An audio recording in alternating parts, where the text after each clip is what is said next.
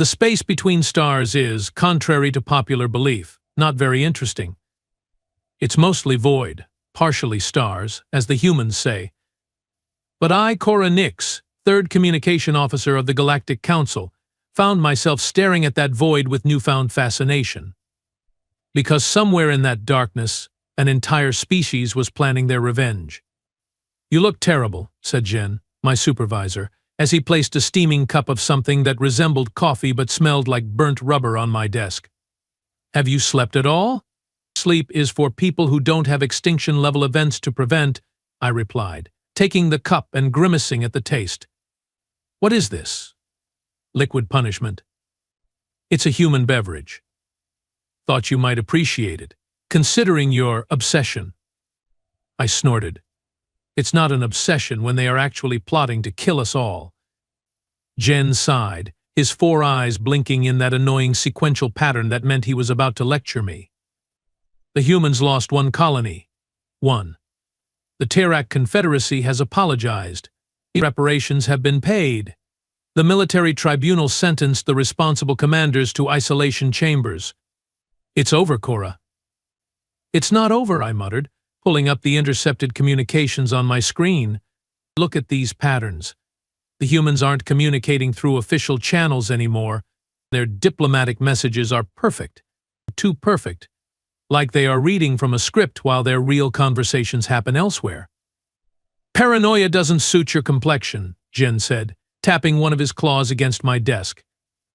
"The humans are emotional, yes, but they are not suicidal. They know they can't win a war against the Terrak." I laughed.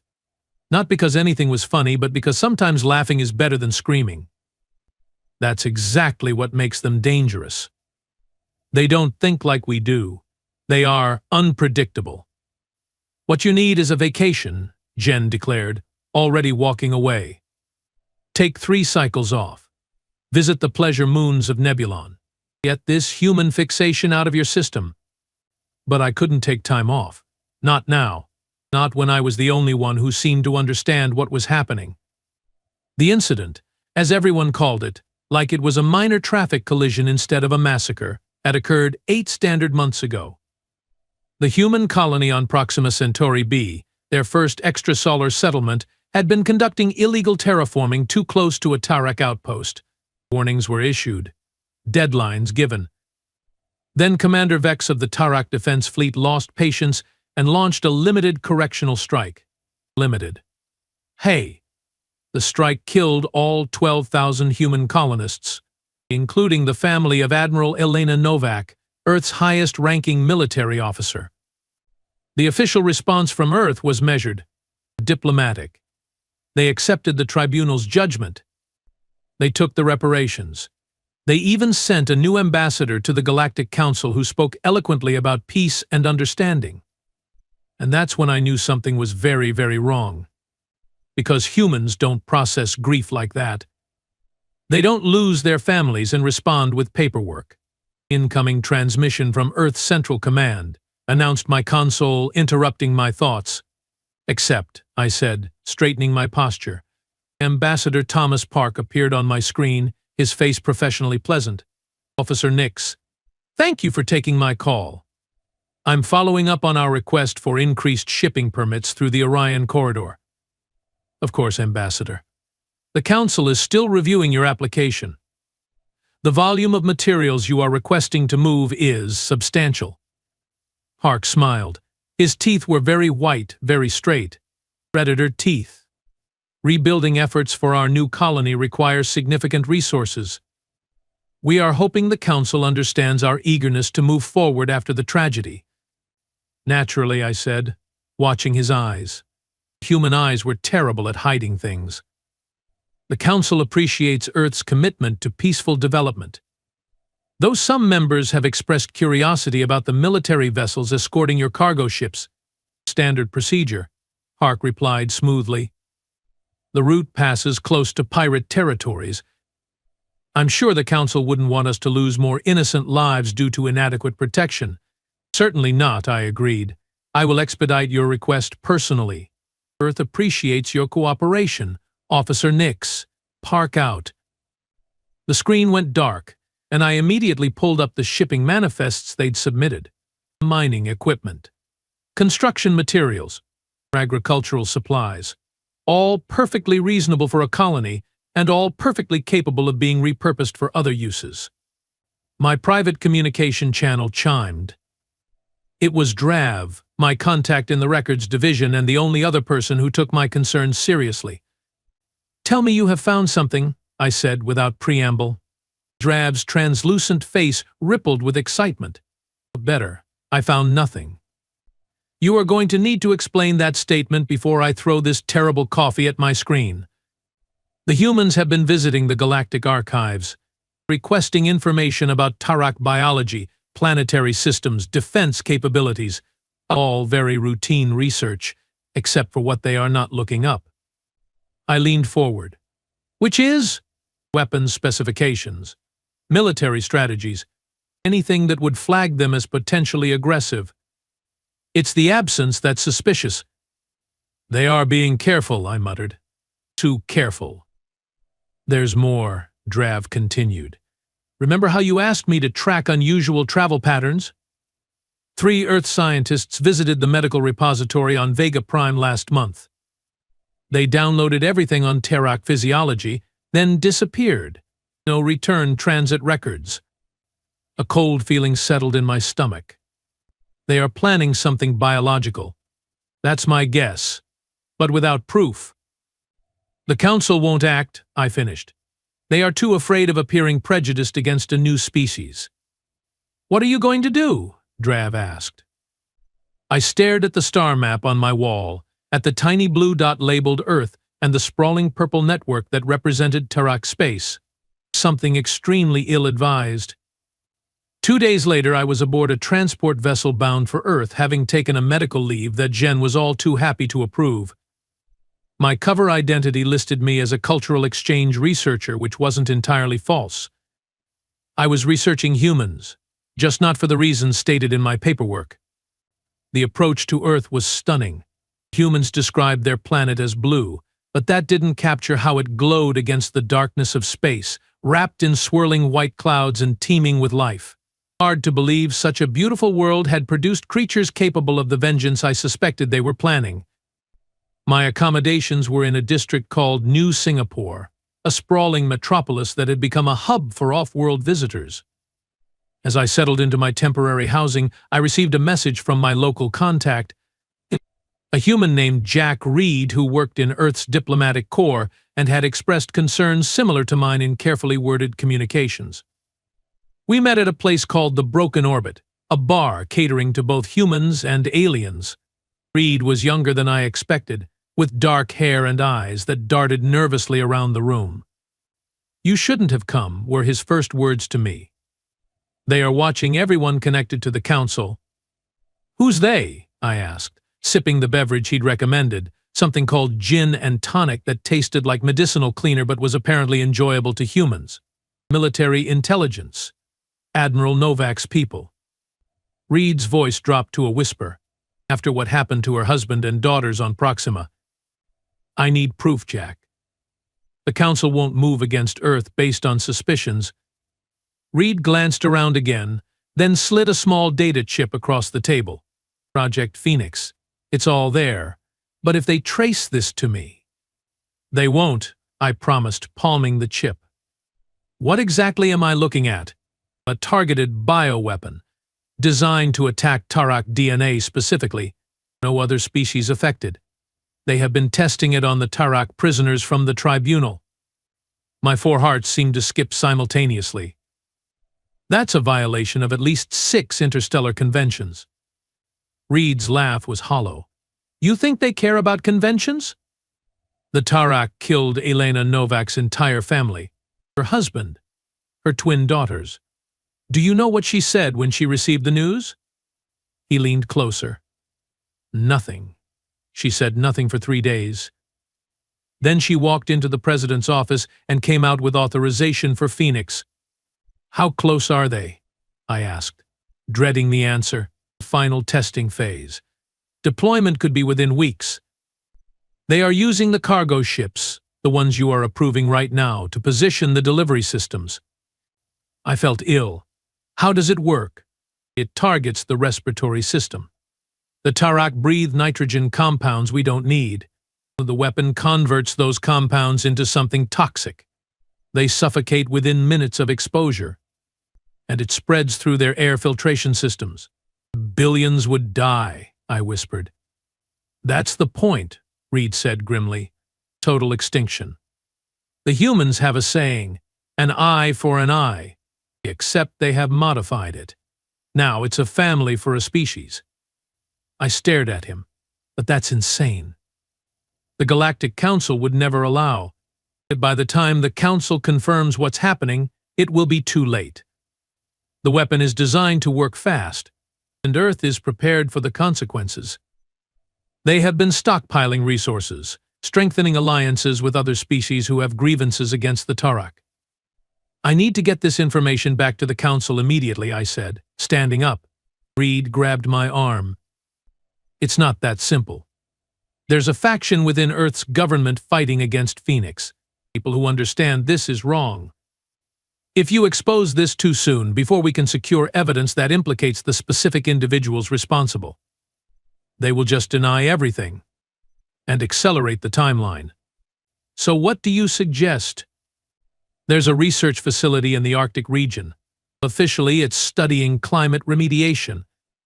Actually, it's where they are manufacturing the weapon.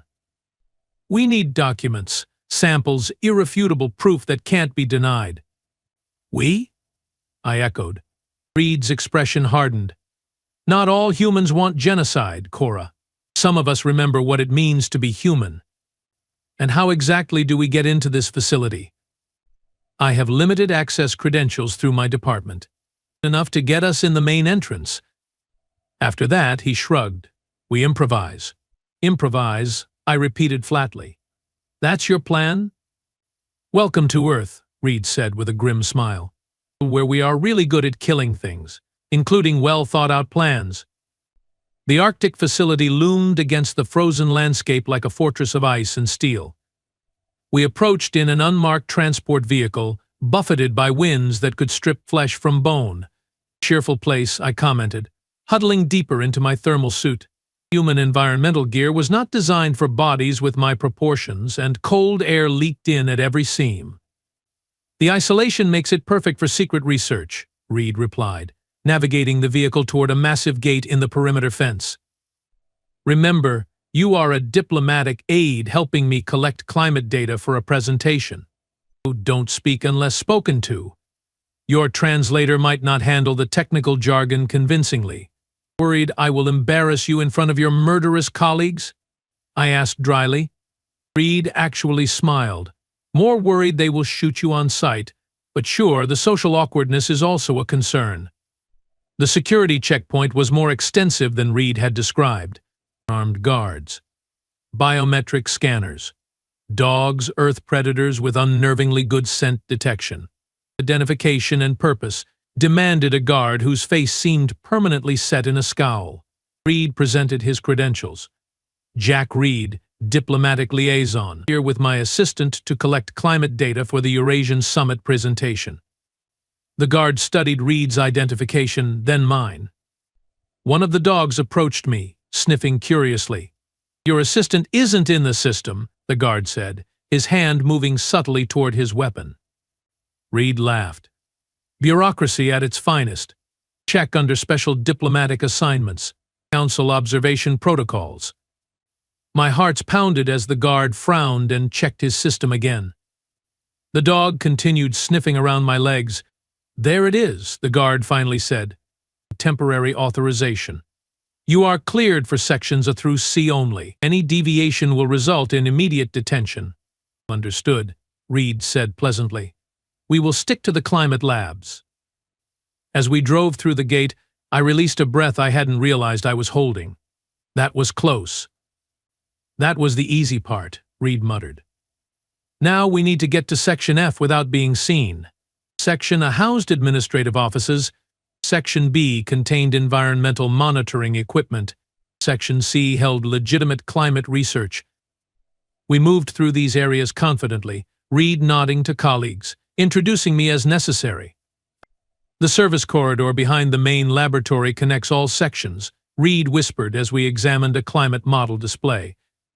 There's a shift change in 10 minutes. That's our window. 9 minutes later, we slipped into the service corridor, a narrow passage filled with pipes and conduits. Reed produced a security card that wasn't his. Borrowed from a friend in security, he explained, swiping it at a checkpoint. He doesn't know he loaned it to me. Your species has a very flexible relationship with honesty, I observed, says the alien who lied her way onto our planet. Reed countered, leading me deeper into the facility. Section F was different. The air felt heavier, processed through multiple filtration systems. The personnel wore sealed suits with independent air supplies. Through an observation window, I saw rows of transparent chambers containing Tarak prisoners. No, I whispered, horror flooding through me. The tribunal sentenced them to isolation, not this. Reed's face was grim. Earth requested custody for cultural exchange purposes. The council agreed. The Tarak in the chambers were in various states of distress. Some lay motionless. Others convulsed. One beat frantically against the transparent walls of its prison, mouth open in what must have been a scream. They are testing different formulations, Reed explained quietly, refining the delivery method. A door at the far end opened, and a woman entered the laboratory.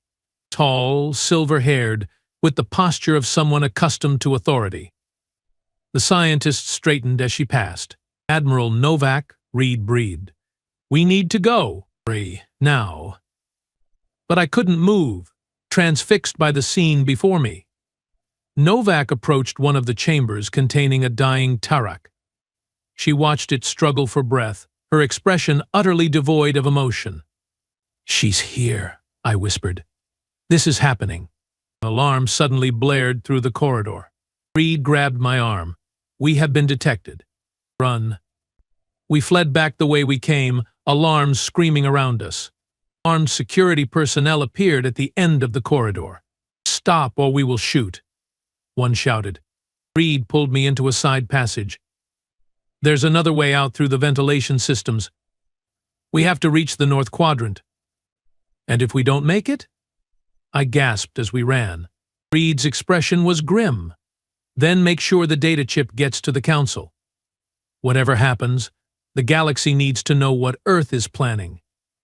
As we rounded another corner, security forces appeared ahead of us. No escape, no options. Hands up. On your knees, they shouted, weapons trained on us. I looked at Reed, saw the desperation in his eyes, and saw him reach for something in his pocket. Jack, don't. But it was too late. Whatever happened next would determine the fate of billions. And I was out of time. Reed's hand emerged from his pocket, not with a weapon as I'd feared, but with a small black device. He pressed it, and immediately the lights throughout the corridor flickered and died. Emergency backup generators, he whispered, pulling me forward through the darkness. We have 40 seconds before they kick in. We ran blindly, guided by Reed's seemingly perfect knowledge of the facility's layout. Behind us, confusion erupted as security forces shouted contradictory orders. A shot rang out, striking the wall near my head. The acrid smell of weapon discharge filled the air. In here, Reed hissed, yanking me through a doorway into what appeared to be a storage room and maintenance tunnel access. They won't expect us to go deeper into the facility. Deeper? I gasped, struggling to catch my breath. We should be trying to escape. Trust me, he said, his face ghostly in the dim emergency lighting as he pried open a floor panel. This is the only way. The maintenance tunnel was barely large enough for my non-human frame. We crawled through darkness that stank of lubricant and decay, the sounds of the alarm growing more distant. How did they detect us? I whispered. It's thermal imaging, probably. Your body temperature runs hotter than a human's. Should have thought of that. Reed paused at a junction. Left here. The research data center should be just ahead. Data center? I thought we were escaping. Reed turned to face me, his expression now visible in the soft blue glow emanating from the end of the tunnel. We still need proof. Without it, this was all for nothing. They will be expecting us to go for the data, I argued. Which is why they will have most forces concentrated on the exits, he countered. Basic human psychology. They think we will prioritize survival over mission. And we are not. Reed's smile was thin. Oh, I very much plan to survive, but not at the expense of billions of lives. We emerged into a room humming with servers and holographic displays. Reed moved immediately to a central console, his fingers flying across the interface. Keep watch, he ordered. I need 2 minutes. I positioned myself by the door, every nerve ending tingling with dread. How did you know about the power disruptor? Or these tunnels? You are not just some diplomatic liaison, are you? Reed didn't look up from his work. Later, if we survive. Almost got it, there. He extracted a data crystal from the console and tossed it to me. Everything. Formulations. Test results. Deployment plans. The complete Phoenix operation. A slow clap echoed from the doorway opposite us. Very impressive, Mr. Reed. Or should I say, Major Reed? Special Operations, Earth Intelligence Division. Admiral Novak stood in the doorway, flanked by 2 security officers with weapons trained on us. Her silver hair was pulled back in a severe style that emphasized the cold calculation in her eyes. Admiral, Reed said, straightening but keeping his hands visible. Imagine my surprise, Novak continued, stepping into the room, when security detected not 1, but 2 infiltrators in my facility. One alien, her gaze shifted to me, filled with contempt. And one of my own officers, apparently gone rogue. Not rogue, Reed replied calmly. Loyal to humanity's actual values, not this perversion you are planning. Novak's laugh was brittle. Values? The Tarak didn't care about values when they vaporized my daughters. When they turned my husband to ash. You weren't there, Major. You didn't see what I saw. And that justifies genocide? I interjected, unable to contain myself. Her eyes snapped to me. Silence, alien. You have no concept of what we have suffered. What I have suffered. With respect, Admiral, Reed said, I lost my brother on Proxima. But this isn't justice. It's madness. It's survival, Novak snapped. The Tarak demonstrated they will eliminate us at the slightest provocation. We are simply striking first. The Council won't allow this, I said, clutching the data crystal tightly. Novak smiled, a cold expression that never reached her eyes. The Council will never know until it's done. And by then, Earth will be too valuable an ally against other threats for them to risk punishing us. Politics, she added with disgust, transcends species. Then why am I still alive? I asked. Why this conversation instead of a bullet? An excellent question, Novak replied, stepping closer. One with a simple answer. We need to know who else knows about Phoenix. Who sent you? Who helped you? Reed tensed beside me. She's not telling anyone anything. Loyalty to an alien over your own species? Novak raised an eyebrow. Disappointing, Major. This isn't about species, Reed shot back. It's about right and wrong. Concepts you seem to have forgotten. Novak's face hardened. What I haven't forgotten is the sound of my daughters screaming over the colony's emergency channel as the Tarak bombed their school. What I haven't forgotten is watching from Earth, helpless, as everything I loved burned. For a moment, beneath the cold exterior, I glimpsed the raw wound of her grief. It was terrifying in its intensity. The data is already transmitting, Reed lied smoothly. Kill us if you want. The Council will have everything within the hour. Novak's smile returned. No, it isn't. This facility is completely shielded. Nice try, though. She nodded to her guards. Take them to interrogation. I want to know everything before we dispose of them. As the guards moved forward, the facility rocked with a sudden, violent explosion. Alarms, different from the intruder alert, began to wail. What the hell was that? Novak demanded into her communication device, but A panicked voice responded. Containment breach in Laboratory 3. The specimens, the Tarak prisoners, are loose. Reed moved with startling speed, tackling one guard while I instinctively swung at the other. In the chaos, Novak drew her own weapon, firing at Reed but missing as he rolled away. Secure the laboratories. Novak shouted into her communicator. Lethal force authorized. Another explosion rocked the facility, closer this time. The lights flickered. Secondary detonation. Reed gasped, grappling with the guard. Someone else is here. I managed to knock my opponent unconscious with a piece of equipment, then turned to help Reed. But Novak had her weapon trained on him, her finger tightening on the trigger. Wait, I shouted. Admiral, listen to me. This revenge won't bring your family back. It's not about bringing them back, she replied without looking at me. It's about making sure their deaths meant something. And what would they think of this? I pressed. Your daughters. Would they want their names attached to genocide? For the first time, uncertainty flickered across Novak's face. Her weapon wavered. Marina and Sophia, she whispered, almost to herself. They wanted to be xenobiologists. They were so excited to meet alien species. The hesitation was all Reed needed. He lunged forward, knocking the weapon from her hand. They grappled briefly before Reed gained the upper hand, pinning Novak to the floor. We need to move, he panted. This whole place is coming down. Who else is here? I demanded, retrieving Novak's weapon. Who set those explosions? The human resistance I mentioned, Reed explained, securing Novak's hands with restraints from his pocket. I wasn't the only one concerned about Phoenix.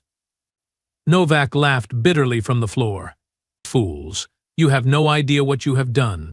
Those Tarak test subjects are the most violent criminals from their world.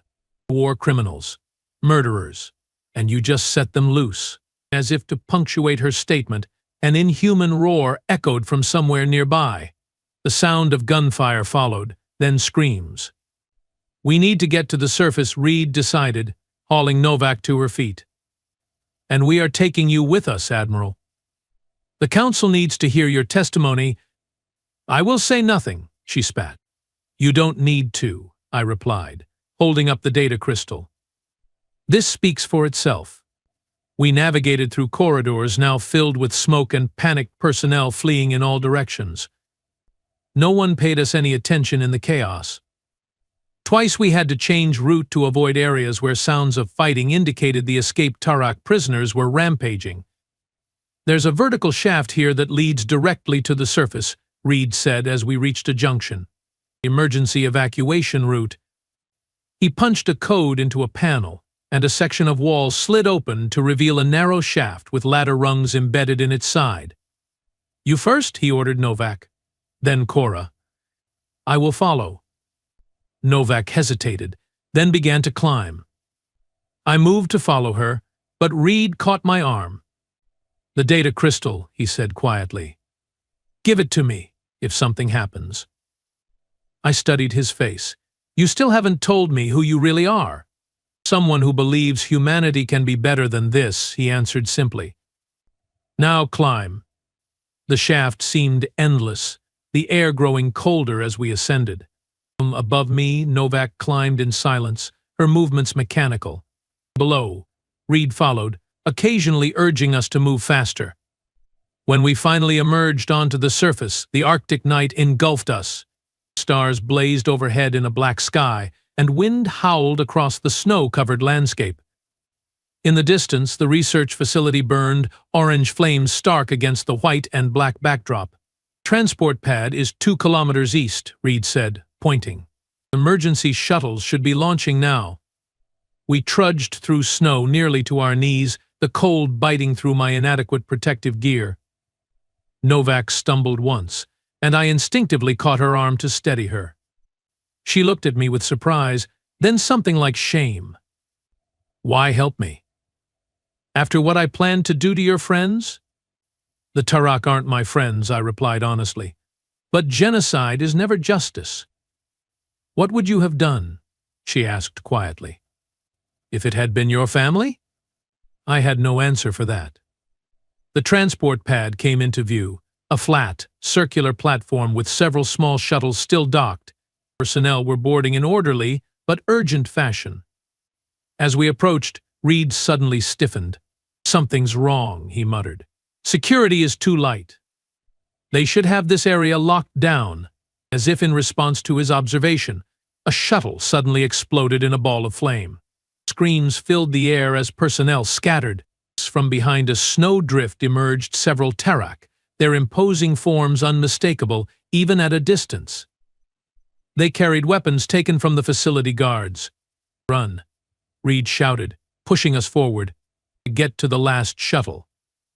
We sprinted across the open ground, the sound of weapon fire crackling around us.